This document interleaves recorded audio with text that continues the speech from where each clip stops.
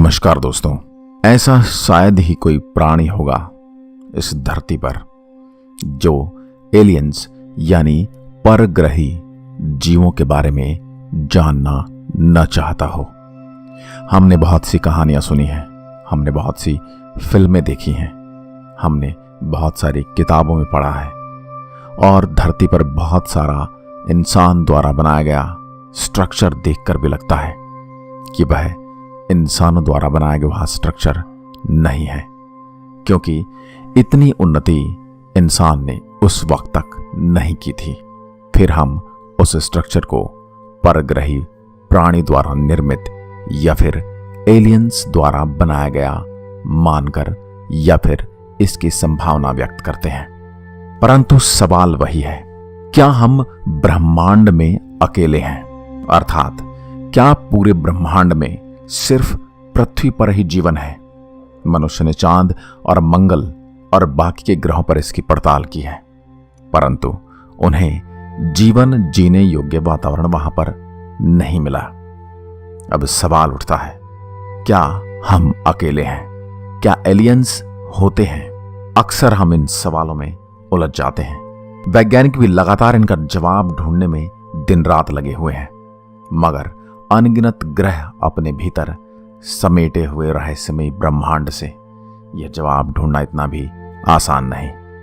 मगर एक शोध में दावा किया गया है कि हमारी अपनी गैलेक्सी में कम से कम 36 ऐसे ग्रह हैं जहां पर एलियंस के होने की संभावना है। एलियंस का ग्रह हमसे औसतन 17,000 प्रकाश वर्ष की दूरी पर है। यह दूरी कितनी ज्यादा है इसका अंदाजा आप इस बात से लगा सकते हैं कि सूर्य का प्रकाश पृथ्वी तक पहुंचने में 8.5 मिनट के आसपास का समय लेता है और हमें एक एलियंस ग्रह पर पहुंचने के लिए 17,000 वर्ष तक प्रकाश की गति से चलना होगा।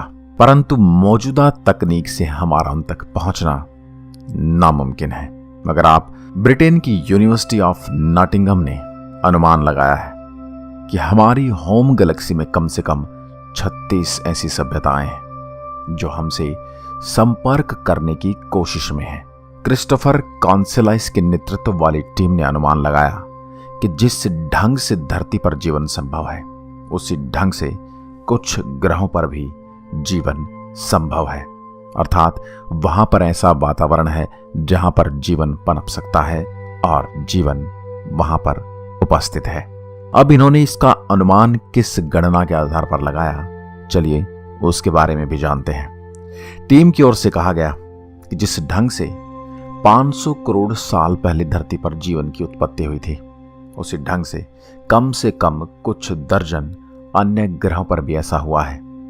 यह आइडिया कॉस्मिक स्केल के आधार पर लगाया गया है। उनकी अप्रोच ड्रैक इक्वेशन पर आधारित है, जिसमें एस्ट्रोनॉमर फ्रैंक ड्रैक ने 1961 में विकसित किया था।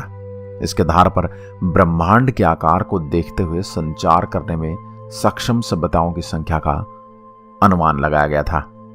हालांकि दोनों में जरूरी अंतर यह है कि कॉन्सेलाइस की टीम ने जीवन की उत्पत्ति के आधार पर यह अनुमान लगाया। अगर तकनीकी बात करें तो तकनीक में एलियंस हमसे कहीं ज्यादा मॉडर्न और हमसे आगे हैं। जो सिद्धांत तैयार किया गया है गैलेक्सी में कम और ज्यादा जीवन की संभावनाओं के आधार पर है। इस कैलकुलेशन में तारों का बनना, वहां मौजूद धातु सामग्री और धरती जैसे ग्रह की स्थिति का अध्ययन किया गया है।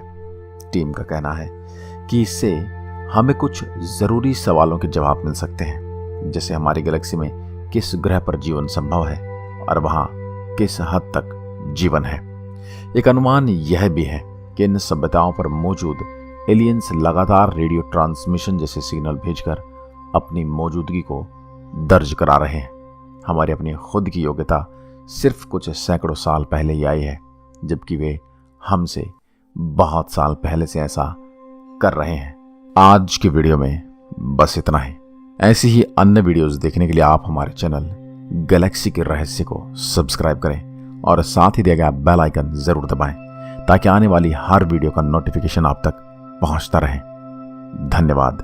जय हिंद, जय भारत।